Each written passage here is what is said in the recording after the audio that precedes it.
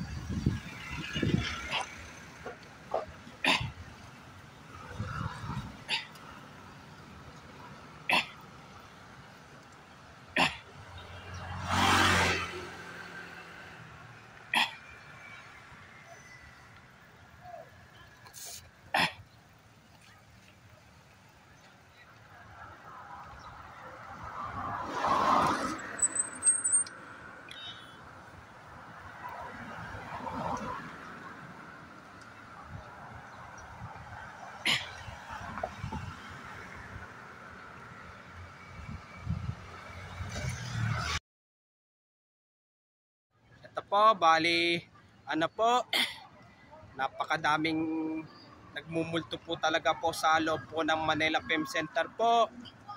Gawa po kasi po doon, ang dami pong namatay po, ang dami pong nilibing po ng buhay po. Pero yung isa po, may naputol, yung talagang nilagarin po kamay. Yung sinasabi daw po ay buhay daw po siya. Buhay raw po. Kaya bali pang siyam ko na po pagbablog ko po ng Halloween special po. At huwag niyo pong kalimutan mag-comment po kayo at huwag niyo rin pong kalimutan please like, share, and subscribe po dito sa aking YouTube channel po. Thanks for watching. God bless to all po. Happy very much po sa inyo lahat po. Alam ko po na miss niyo na po yung pagbablog ko po ng horror po. Yung mga bago pa lang po kayo sa aking YouTube channel po, huwag niyo pong kalimutan pindutin po yung bell po.